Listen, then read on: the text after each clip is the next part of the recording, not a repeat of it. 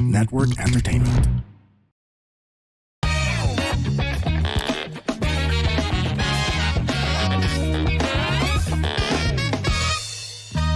Warning!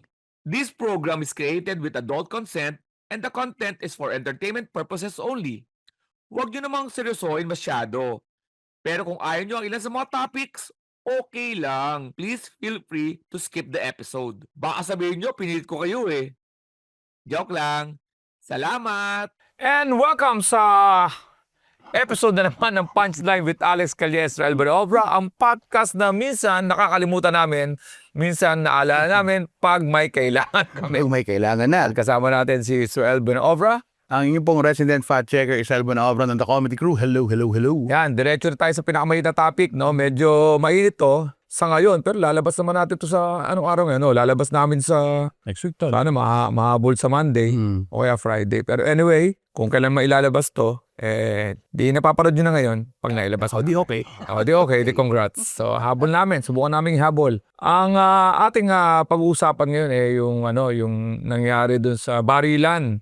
Mainit-init. Sa Tacloban. Yeah. Oo. At mukhang dahil ka sa mga kaganapan sa gobyerno, baka maging alaala na naman ito Yeah. hanggang sa may mangyari na naman na panibagong barilan. Panibagong distraction. Pero as a little bit of background lang all over the world, madalas mangyari ito sa Amerika. Yan, mga Columbine na barilan, talagang kasi sa Amerika, ang access sa baril, madali na eh. Yun yung inaano nila, no? Yung gun control laws ng America, Oo. practically non-existent. Ironically, mahigpit sa ibang state, maluwag sa iba, pero ang sinisi dito yung baril, no? Kasi may access sa baril. Pero naulit din to, yung mga shooting, no? Ang matindi kasi, mga estudyante ang nangyari. So ngayon, hindi natin akalain sa Pilipinas na ang alam natin mga bata, suntukan lang, pinakamatindi na yung saksakan. Kasi nga, yung access ng baril wala eh. Meron nga, yun nga yung lumabas, actually, nung nangyari tong insidente na to, lumabas sa study, na Pilipinas pala, sa Southeast Asia, may pinakamaraming baril. Yun yung nilabas nilang study. No, iba pa yung, sabi nila, ang accounting ng baril na legal sa mga armed forces, sa mga pulis ngayon, nasa 500,000.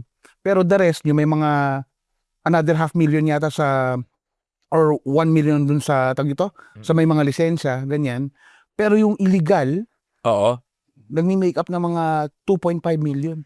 Yan, hindi pa natin alam yan dahil illegal nga eh. Oo. Yan pa yung Hindi pa natin alam content, kung ano. So give or take 2.5 million, yun yung mga nakakalat lang sa population natin. Bilang kwento mo dati, nung nagkaroon kayo ng show dati dyan nag-tour tayo sa Mindanao na nakita niyo yung mga kabataan mismo may hawak na rifle. Ibang klase to ha. Iba. Kasi ang lugar na yun talagang mga lugar ng ano yan di ba? Ano ba yung mga Armed conflict. armed conflict doon, kaya pati mga kabataan in arm. Ito kasi nangyari sa isang eskwelahan na may dalawang minor na edad, 14 and 15. Ang una kasi nagpalala dito is politika na naman. Bakit politika? Nagkataon kasi ang magkalabang minority at majority sa Senado may walkout, may numbers game. Okay. Nagkataon kasi ang magkalaban nag-aanap pa ng butas para masira yung isa. Syempre, minor de edad ang involved. Kilala dyan si Kiko Pangilinan. Oo, kasi siya nga yung author. May author pero again, ang mga batas po, hindi lang po yan isang taong nagdidesisyon, no? Oo. With all, hindi to pagtatanggol, no? Ang batas po, sa mga hindi nakakaalam, sana may matutunan tayo, hindi naman yan isang tao, mag-isip akong batas. Okay sa akin to? Pirmahan ko? Batas na hindi. Dumadaan yan sa, Reading. So, readings, yan, may co-author. May co-author yan para maging successful yan. Babasahin yan sa, tapos may mga proseso. House muna, sa Congress and then sa upper house. At aprumahan ng presidente, eventually, para maging batas. So, ang dami pumirma dyan, dapat binasa yan. So, anyway, pero, ito yung batas na, pag nag-work yung batas, angkinan din eh. Si ano yan? Gumawa niyan. Si ano yan? Sige, ito yan. Education. So, si Bam yan. Ganyan. Yung energy kay Manong Juan Ponce really. Juan Ponce really. Mga ganon. Ano yan? Pero pagka hindi magandang balita, turuan yan. Hindi naman ako lang yan eh. Mga ganon. Kasi ganito, no? Ano natin yung batas ha? Sana namin yung batas ha? Itong pag-uusapan namin. Doon lang sa naaarok namin. Naabot lang ng aming Hindi ito yung Technical at saka very technical, no? So, ang 15 years ang may criminally Liable. liable, Oo. 15 years pataas pababa. The Sinasabi price sa of batas juvenile. pala is, ang rational kasi behind that is, pag kinulong mo kasi isang bata, wala nang pag-asang magano yun. May expose din sa mga criminal elements sa loob ng kulungan. Wala ka ng rehabilitation at a young age. Parang sinabi mo na, 14 years old, basura ka na. Criminal ka na. Yun Criminal ka na, wala ka ng pag-asa. Ang tagal nun kaysa doon sa mga mature na kami na napag-isip, no?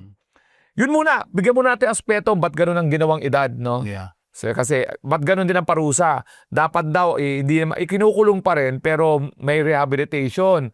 Nasa community, may ganun. So, hindi natin alam yung mga detalye, no? Pero ibig sabihin, in short, hindi makukulong ng katulad ng kulong ng isang adult. Ang pagkakaalam ko, pero kailangan, kasi binibigyan natin ng pag-asa na makarehab. Sa kabilang banda, may gustong magbaba ng edad. Kasi may mga malay na raw yung 10 years old. Ngayon, habang nag-uusap tayo dito, tignan nyo yung mga anak nyo 10 years old. Oo, kami mga anak yung 10 years Ano old. natin, Alam nyo, pamangkin nyo, inaanak kasi- nyo. At the end of the day, justice system ng Pilipinas Meron tayong mga batas Pero pag mayaman at mahirap, naiiba yung Interpretation, tsaka Hindi lang. execution Oo. kasi may mayamang lawyer. application. Diba? Imagine mo ngayon, okay sana kung doon muna tayo sa perfectong mundo na ang justice system natin nasusunod. Kasi kung justice system natin nasusunod, walang mahirap mayaman, walang malakas, walang mahina. Lahat yan makukulong ayon sa batas. Pero sa hindi ideal na mundo, pag may magaling na lawyer yan, hahanapan ng butas yan. Ito ngayon ang gawin natin. Sige, kumampi tayo sa 14 at 15 muna. Doon tayo sa, kampi muna tayo doon. Tama ang edad yun, kampihan natin. Tingnan natin yung mga Pero sa kaso na to, sa Tacloban, may isang bata doon na mukhang sa totoo nga, hindi nga mag-isip 14 years old. Kasi may Sorry, ito ba yung itsura? Yung itsura din yung isa. yung 15 yun. Hindi rin. May mga sabi-sabi na yung 14 years old ang nagmanipulate doon sa 15 years old. Kasi may sabi-sabi, hindi to hindi to proven nababasa rin namin to. May sabi-sabi, di umano na yung 14 years old ang maraming pinutok. Oo daw. Pa yun, ang tawag doon? Nag-reload pa. Nag-reload pa. Oo. Yung 15, ang isang beses lang nagpaputok. Pero kung ano man yun, hindi naman ma-identify na yung bala doon. Alias, identify niyo isang putok na. Pero, statistically, mas marami tatamaan yung maraming pinutok. Diba? Kasi yung 14 years old na yung pare, yung naka-t-shirt na same ng shoot ng banda sa Germany na nag-promote yata sa mga lyrics nila, may violence din. Yung suit ng t-shirt, yun din yung suit ng t-shirt ng Columbine shooter. Oh my gosh. Okay. So yung t-shirt ng Columbine shooter, t-shirt din yung namaril no 14 years old, yun din yung banda na nag-promote ng violence. Okay? Ngayon, sabi, may tiyahin, may tita, or hindi ko alam kung tita na police. Daw. May di umano na tinuturuan may picture doon na nasa firing range yung 14 years old. So, ngayon, sa batas, yung 15 years old na makukulong. Yung 14 years old ang may asa parang, diba? Kumbaga, you'll be tried juvenile. Juvenile, oo. Isa naman adult trial Ayun ang na. trash talk ngayon si Senator Kiko. Ito na yung sinasabi mo. Sige, mali nga. Sabihin natin, nagkamali sa batas, aralin yan. Sige, pagpapadeliver muna tayo ng ating paboritong lemon lime juice. Wow. Ito pala kami sa Le Fou. Steak house. Hindi muna namin sinasabi, pero dito ako sa aming, patuloy muna namin ang usapan. Nasa Le Fou Steakhouse kami. Dito sa Las kung kailan nag-show kami dito, mamaya namin sasabihin lahat yan. Pero isi-serve ang mga pagkain paborito namin. Yan siya. Dito ako sinasabing steak, unless steak nila mula 11:30 para sa membership natin. Oo. Andun Mula 11:30 hanggang 3 p.m. 1,900. 1,900 plus tapos unless steak yun. Of course, 2 hours lang yun. Yun. Oo, dapat. Kung tipong ako. Pero sa show namin, 3,000 pesos ang bayad. July 24 yan sa Le Fou. 45 lang ang dito, ang capacity. Very limited. Very limited. So unlimited steaks and side, 1,000 per person. 1,900 per person. 1,900 per person. May artisan bread of the day, soup of the day, seasonal garden salad, unlimited steak, picanha and ribeye, chef's daily side, unlimited, lemon basil shot, ito ata yun, hazelnut tiramisu. Punta kayo dito. Daily ba to?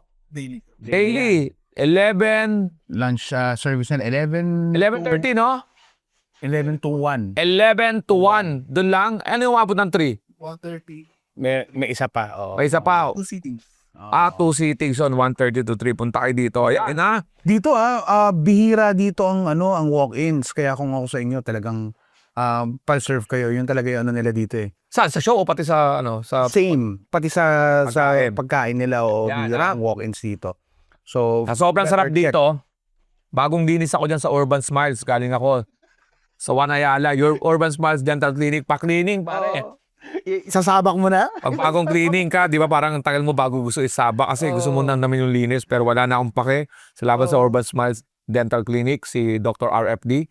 Ang dentista ng mga influencer. Of the stars. Oo, sila. Senab. Kami yan. Dentist of the stars. Vice ganda kami yan. Ka-level ko yan. Hindi. Tapos yan, ito na ngayon, nasa Liefo tayo. So punta na kayo dito. Dito rin yung Hotel Celeste. At pati yung Boracay Tropics. Sila rin po yun. Sa may-ari niyan, Hotel Celeste, dito sa may Makati to. Tapat lang yan ng Fairmont Hotel, tapat ng Greenbelt. Punta na kayo dito. Tapos Boracay Tropics, okay din. Anyway, going back pare, no? So, assuming natin, sa 14, 15. sa batas, kasi may mga talaga namang totoo. Ang maturity kasi ng tao, kanya-kanya yan eh. Mamaya pag-uusapan natin yung mga origins, mga ano tawag doon, yung mga, hindi evil eh, yung origins, yung parang villain origin. Villain Mamaya origin natin ng pag-usapan mga yan. tao, oo. Iba aspeto, batas. Sabihin natin, kumampi tayo sa mga against, lalo si Senator Robin Padilla, gusto niya talaga ibaba. Ibaba sa 10 years old. Tingnan niyo yung mga anak ng 10 years old. At isipin nyo na magiging criminal sila, na makukulong sila sa kulungan, kasama ang mga adult. Wow. Di ko alam kung gano'n ang pag-implement ng batas na nagino kasi 10 years old, tried na sa na-adult raw eh. Dapat raw ibaba raw eh. Alam Kasi na ang nila nasa takot isip mali. natin, mga itsura ng mga batang hamog, mga batang nangi-snatch, laing kalye yung mga yun, talagang 8 years old, kalye na talaga yun. Pero kung ipa-apply mo sa mga Pilipinong, alam mo, yung mga anak ng 10 years old na nag-aaral, di ko alam ba, yung normal yung pakabuhay, hindi ko alam kung ano percentage nun. Para isipin ko na, tama, 10 years old nyo yan. Para, kasi ingatan mo na lang, anak mo, sasabihin lang naman yan eh.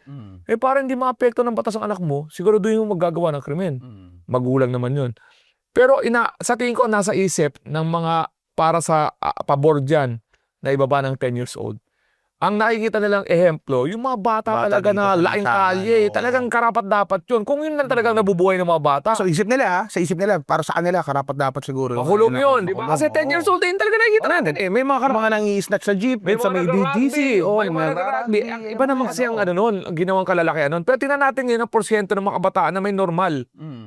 Tingnan mo ngayon ang anak mo na 10 years old, nasa kasakaling mapagbintangan. Or yung dalawang yun na naman na hindi naman talaga sila mga batang hamog or Oo, katulad nun, di ba? Ayun, medyo may mga ibang ano pa yun, ibang reason yun. Pag-usapan natin mamaya ng konti. Ngayon, tingnan natin kung tama bang ibaba. Kasi ang mangyayari dyan, maihahalo yun sa kulungan ng ang sukip-sip na nga ng kulungan natin for adult eh.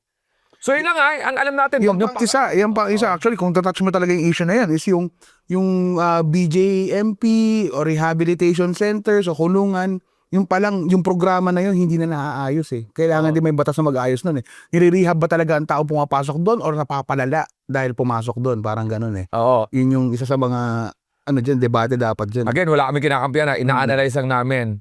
Stick ba sa dati at tignan lang mabuti na paano ba? Ang ang isang paliwanag ni Bam Aquino sa radio show namin is, dapat daw yung batas niya nakalagay doon pero meron pa ring analyzation doon sa 14 years old. Parang ina-analyze pa rin yung kakayahan ng 14 years old. Kung nalaman na talagang Isip. talaga, planned, itatry siya sa adult.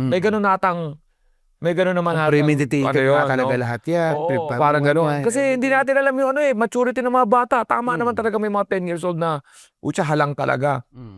Yun ang dilemma ngayon. Paano kayo mag-a-agree dyan, di ba? Again, it will boil down again to the justice system. Bakit? Alam mo, 10 years old, na anak mayaman, nakabarel. Dahil alam mo, 10 years old nakabarel.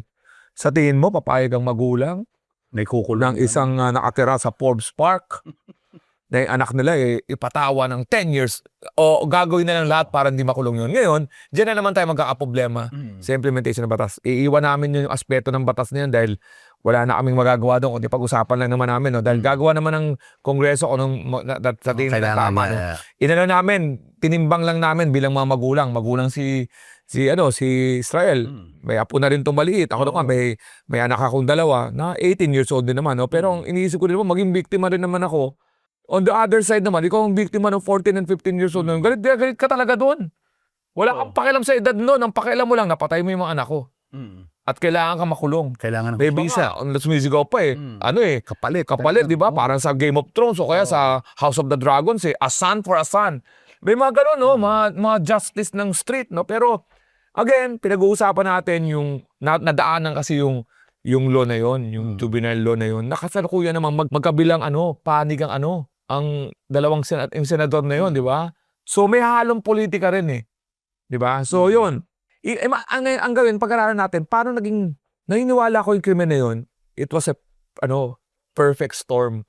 Meaning, lahat ng element para maging malakas yung bagyo na yun, ando doon. Unang-una, may access. Unang-una, may access sa barel. Access. Yun talagang access. Pangalawa, yung bata na yon, yung maturity niya medyo may mga sinasabi tayo na sa factory pa lang meron na kagad. Di ba? Meron kasi parang na kagad inclined yung sa genes na pinag-aaralan na kasi may mga batang pinanganak na wala na. Inclined doon. Kailangan mo lang kailangan para mabago yon, may environment. Oo. So, environment, society, external force. Diba may violent gene na pinag-uusapan sila sa DNA, di ba? May violent hindi gene na ng kami tao. pinag-uusapan namin ito. May tao talagang pinanganak, di ba? May taong mabait, may taong may to. Ba't may ganun? May isang Kasi may predisposed. genes Pero siguro nakokorek lang yun maybe sa environment na lumayas sa mabait, maganda yung parents. So, ito kaya ito yung mga checklist na nagsama-sama kung ba't naging yun. One, siguro, access to barrel. Hindi mo magkakabaril kung wala. Ayun muna ang pinaka-number 1 natin kunyari. Hindi namin sinasabi importante. One lang. Sige. Excuse me lang mga kapunchies. Maistorbo ko lang yung panonood at paikinig nyo. May pakulo kasi ang Punchline with Alex Calleja and Israel Binoobra. Kung may business kayo, yung legal lang At halimbawa, restaurant yan, resort, o kaya pwesto. Pupuntahan namin yan para gumawa kami ng isang podcast episode. Yes, yung business nyo ang background para makatulong sa negosyo nyo. Walang bayad, lalo na kung Metro Manila, pupunta kami dyan, gagawa kami ng episode, makakatulong sa inyo. Paano namin malalaman kung kailangan nyo ng tulong? Mag-message na kayo sa lahat ng social media namin. Alex Calleja, sa Punchline with Alex Calleja, Israel Binoobra, at The Comedy Crew. Mag-message na kayo doon at bigyan nyo lang detalye, tatawagan namin kayo o mag-message kami mabalik para ma-set natin. Itong pakulo namin ay para lang makatulong sa mga local business. Okay? Hintayin namin yan balik na tayo sa pakikinig at panonood. Salamat! Bullet point para walang numero. Para hindi naka-prioritize. Hindi na pinaprioritize ko sino. Pangalawa, nagkataon na may social media access to. At ang nakita niya mga social media access. Kasi sinisisi yung games lahat naman tayo nag-games Pero lahat nga, ito kasi lagi tayo nagsasabi. Again, nung panahon na yun, speaking of social media na access sa media na yan, matagal nang may games. Magmula noon may games na. Nangyari yung Columbine noon, may games na. First shooter perspective, FPS na tinatawag nila. Pangalawa, hindi pa putok ang social media noon nung panahon ng Columbine, pero nagsunod-sunod pa rin yung mga kasong ganun. Sa Saan mo do-draw yung line? Kung yan talaga yung mga factors. So, yun. Ako, dahil kasi may mga nagsisi sa games, huwag tayong magsalita according sa ating intellect. Kasi we can identify right and wrong doon sa diba? Sa lens natin, kumbaga, kung ano yung nakikita natin. Kaya nga, iba-iba tayo ng binoboto Tama. May nakikita tayo something sa isang boto. Ayoko naman dyan Ibig sabihin, may iba-iba tayong, wag natin lagi sabihin na matalino lahat. Tayong Kung matalino ka, hindi lahat ng tao matalino. So, pwedeng yung bata na to may social media access at na-focus siya doon sa mga Columbine shooting. Maaari. So yan, check. Malamang na check. Pangatlo, sabihin natin na-bully. Yan, may mga psychological aspect kung ba't siya nag-trigger. Pangatlo yon. Pang-apat, kapabayaan ng magulang. Pwede yan. Di ba? May magulang na hindi kinakausap, pinayaan lang na mabuhay sa ganyan. Di ba? 4, di ba? i-factor mo lahat yun ang nangyari doon. So, ang pwede mong pag-aralan doon, yung magulang, lagi tayong may responsibilidad sa aksyon ng anak natin, whether we are not aware or not. Kaya nga maraming mga nahuhuling mga kriminal, ang bait-bait niyang anak ko na yan. Hindi totoo yan, pero sa labas ng bahay, iba kilos. Ibang kilos, hindi mo alam kung anong Oo. sinasabi niya at ginagawa niya pag hindi ka nakaharap. Access sa baril. Di ba? Access sa baril. Yan ang matindi dyan, di ba? Ako nga, napaisip ako ngayon kasi yung baril ko lang, nasa may cabinet ko lang. Di ba? Pero, ang matindi dyan, di ako nagkukulang sa pangangarap sa anak ko. Sa ng mga anak. Yan. Sa social media, ang isa sa experience ko sa bunso ko na natututong ngayon, gym, at kung anong pinaano na. Sa tingin ko, nagdidepende siya sa YouTube. Dati nakita ko to sa YouTube. Kaya ngayon, ang reminder ko na sa kanya, iba pa rin ang ng eksperto na doktor, i-diagnose na isang physical therapist. Wag natin, kasi ngayon parang minamaliit na yung, wag kang mali na sa physical therapist mo. So, ang reminder ko sa anak ko, Influence na rin ng mga ibang podcast. podcast ka ng society. May mga ganun. Maniwala niyan. Pero, minsan napapabayaan ko sa doon. May mga binibiling di ko alam. Pero may mga positive Huwag niyong lahat may mga positive na influence ang social media at yung openness ng information sa mga tao. Kaya na example dun sa bunso mo, Paps, di ba? Nasabi mo nun, hindi mo inaasahan magiging musikero siya. Oo. Pero dahil sa YouTube at nagpag-aral siya mag-bass. All Yun. instruments, diba? Bass pa na pwede mo mapanood niya. Nung panahon namin, wala yun eh. Wala yun eh. So yung pag natin, nagayot tayo na sinisisi yung games. Huwag tayong magalit kasi isa yun sa reaksyon na maaari. Sinasabing yun, maaari. Bakit maaari?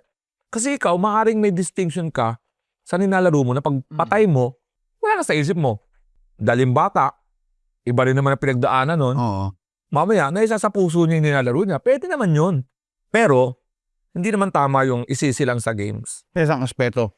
Totoo nga, sinabi mo nga, di ba, parang perfect storm nga yan or kung Oo. halo-halo ingredients.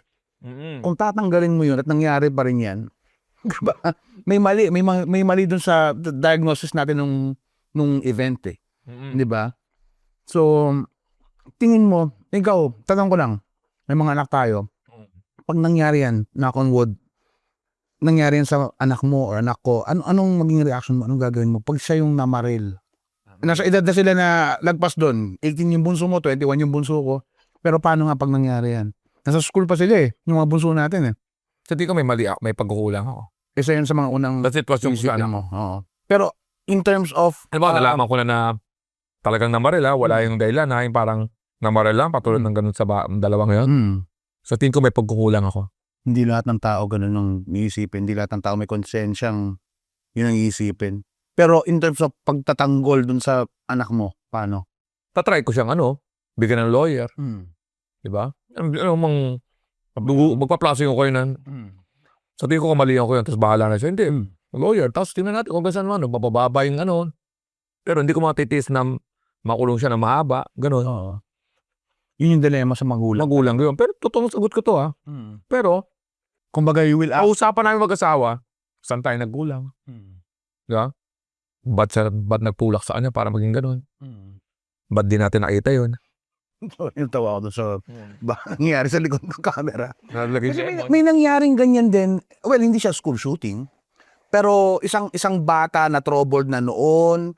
Sinubukan nilang tulungan ng tulungan. So, in and out ng rehab, in and out ng pag-addict. Pero may access, mayaman yung magulang. Tinulungan nila yung tinulungan hanggang sa ang naging resulta sila yung napatay ng anak. Sila yung pinatay ng anak. Yung kilalang director na si Bob Rainier. Oh. 'Di ba? Na Hollywood Yung dalawang magkapatid, yung Panster. Oh, yun pa. Yung sa Diba yung title na Monster? Yung dalawa, di ba? So, may mga ganung insidente talaga na maaaring gawin lahat ng magulang ng kailangan. Pero, andun yung part na somewhere along the way, nagkamali. No? May nagkamali. So, pag gano'n na malalaki na yung mga anak, May nagkamali. may nagkamali doon. Ano yun may, yung dalawang bata, yung 14 and 15 kasi, sa panahon niya, marami na mature na 14 and 15. Pero bibihira ako makita ng 10. Kung gano'n ibaba. Ako, nilalagay ko yung sarili ko nung panahon binabalik ako ng time na 10 ako, 14 ako, 15 ako. 14, 15, alam mo kung lumalang sa utak mo na pwede kang makapatay. May ganun di ba? pwede may mangyari nga, pwede kang gumawa ng kasamaan. Pero pag 10 years old, Titi ko lang pinoproblema ko nun. Kasi porn pa lang nasa isip ko din. Wala akong nasa isip mamaril. Tanga na. yun yung problema natin nun no? Oo. Gas. Kaya walang mga school shooting sa atin, di ba? Oo. Pag nagtatakbuhan, di ba? Sabi ko, mga biruan yan. Kung nagtatakbuhan palabas, may puta na, may namimigay ng ano. Oo. Di ba? May parap, may pa... Repressed ba mga bata ngayon? Ganun ba? Kaya nangyayari yan. Hindi ko masabi ngayon kasi nangyari na dati. Ano din? Yung ganyan, yung school shooting na yan, yung insidente na yan. Nangyari. Pilipinas? Hindi sa Pilipinas. Definitely hindi sa Pilipinas. Pero yun nga. Kaya nakakatakot kasi sa Pilipinas, dapat hindi natin problema yan dahil marami tayong problema sa buhay. Oo. Hindi first world problem kumbaga yan. Oo. Totoo. Pang ano yan eh. Yun nga Pang US yan eh. gusto kong tanungin din. After nung nangyaring yun, yan nakakwento mo si Senator Bam. Meron daw siyang tip na napigilan ng isang event pa na gano'n. Paano nangyari yun? Nakwento mo ba yun sa inyo? Oo. Kwento to, nasa radyo to. So, habang papunta siya may nag-text sa kanya. Unconfirmed naman na account. Siyempre, ang pagkaka-report niya, hindi report na. Hello. Sir, Sir, John, si Remulyang sinabihan niya, di ba? Parang sabi ko, sir, may mga may mga nag-text lang sa akin. Baka gusto niyo nagulat siya nung nireport na. Pero ang problema doon pare, ang pinaproblema sa tip na bibigay mo, hindi nangyari eh. Kaya hindi ko masyadong, gets mo yun? Lahat ng mga di nangyari, hindi counted. Yun nga. Ang problema eh, yung mga successful, wala kang papaproof kasi wala kang nangyari. Eh yun ang nakakaawa sa pag-iwas sa bomba. Nakakuha ka ng tip ng bomba, dahil nagkaroon ka ng tip, hindi na nangyari. Pero walang fanfare yun. Wala pa nag-report na, andito tayo ngayon sa lugar kung saan, sana may sasabog na bomba. Wala nag-report na. Wala. Walang kwento yun kung tutuusin. Oo. At pati sa personal natin ganun. In fact, pare, Pati sa personal In natin fact, ganun. in fairness, this is regardless government hindi nga natin alam, hindi natin na-acknowledge na maybe yung mga batas na pinagagawa ever since. Hindi lahat ng gobyerno, yung mga pinagagawa nila. May mga Ito nakikita nating resulta na to, konti na lang to dahil sa may mga... Kaya lang, ang problema nga, ang tao lagi, result visible result ang gusto na makita eh. Ang nakikita nila, yung negatibo, ay may namarel. Pero, yung, sa 10 na napigilan, isang may lumagpas, yun ang papansinin yung isang lumagpas. Yes. And that's the that's the sad truth. Di ba? So, yun. Pinag-usapan lang namin, para lang... Pati sa personal natin yan, men. Pag ikaw, may naiwasan kang bagay, hindi sa kwento eh. Iwasan ko to. Dahil ganito ako maghiwa ng sibuyas na iwasan ko masugatan. Pero, hindi kwento yun. Ang kwento yung pag may peklat ka na. Ito, kasi ginagawa ko yan ganyan. May kwento yun eh. May drama yun. May learnings kumbaga sa sugat saka sa ano. Pero yung naiwasan mo, walang kwento. Ganun ang tao siguro. By nature, ganun tayo. Yan. So, sana kung ano man maging adjustment, sana sa kaubuti ng lahat, maging effective na as a deterrent para umuwi to. Sana wala nang makaulit. Sana wag magkaroon ng mga copycat, may mga malaw na mga bata. Ang ipauso yan dito. Nakataot yung mga social media na makikita na, okay to sumikat sila. Hindi cool yan, ma'am. Ayun nga. Tingin ko ang ganda rin ng handling so far, tingin ko ang ganda ng handling ngayon nung sa media, nung incident. Hindi na masyado. Hindi siya blown up na parang nag-glorify yung bully. Dinoccupy, ginawa yung dalawang bata. Yun din yung napansin ko ngayon. Tingin ko ang ganda ng handling ng media. At saka lang social media na rin, in general. Or dahil ba yun sa dami nangyayari sa Pilipinas? Marami nangyayari sa Pilipinas. Sunod-sunod. Siyempre, konti lang ang exposure ng bawat issue. Take 5 minutes ka lang Wala nang 15 minutes of fame mo Take 3 minutes na lang ngayon. Oo. Kaya nga maraming mga... Ito nga, habang pinag-uusapan namin ito, iba nangyayari ngayon eh. Pero kailangan natin pag-usapan para at least meron tayong babalik-balik ang episode. Ayan. Bago tayo magtapos, again, ulitin namin, sana po magkaroon tayo ng mga batas na mapapaiwas dito. Sa mga batang nanonood dyan, kung kayo'y walang nagagabay na nanay, nako, wala pong mangyayari sa buhay na masama. So, maganda po ang buhay na pag matanda kayong malaya, nasa college kayo, Mm. nagtatrabaho kayo, ang sarap po ng buhay. Hindi po pocket bata, ang sarap ng buhay nyo. Hindi, kakalimutan nyo lahat yan. Makinig kayo sa amin na ngayon halos na matandaan yung mga nangyari sa... Dami na nangyari. Oo, exciting ang bawat edad ng buhay na nasa labas na wala sa kulungan na. At masarap ang walang kaaway, walang mga ganyang mga issues. Okay? So mga batang nakikinig sa atin dyan, huwag kayong masyadong mapapa-impluwensya sa mga nagpo-promote ng violence, yung mga nagpo-promote ng bullying, yung asaran, ganun, para hindi natin alam kung sino yung mga tao na sasaktan natin kung paano magre-retaliate. Ayan naman sa isang banda naman, sa lahat ng mga nakikinig sa ating mga estudyante, o paano man, o kahit matured ka na, guys, itrato natin ang mga tao ng kindness. Kasi hindi natin alam kung ang kindness will make them not do Something na masama. Kaysa yung pauso nating mga pakulkul nyo ng mga yung mga asaran, yung mga trash talk, yung mga... Kasi ang cool, yung ikaw yung nangaasar yung nangunguna ka pa sa asaran na. Yung aasar, parang ganun. Yung dun yung parang yung akala mo maganda yung ganun natin, i-promote natin yung parang kindness nga, parang Kindness, yeah.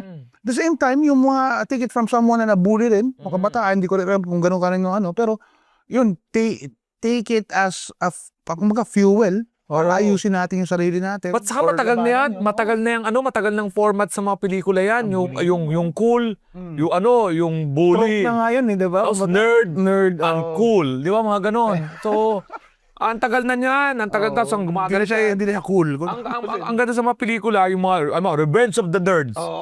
Yung napanood niyo, panoorin yung Revenge of the Nerds, sa dulo, nanalo sila. So, iba na kami yung Revenge of the Nerds ngayon, naging bilyonaryo sila.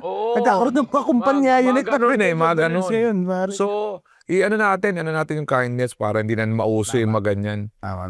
Okay. Bago tayo magtapos, siyempre, maraming salamat sa LeFou again, LeFou Steakhouse, para sa ating episode na to. Be kind, do. Yung nga pala. Message na Yung pala, be kind. Yan. Oo.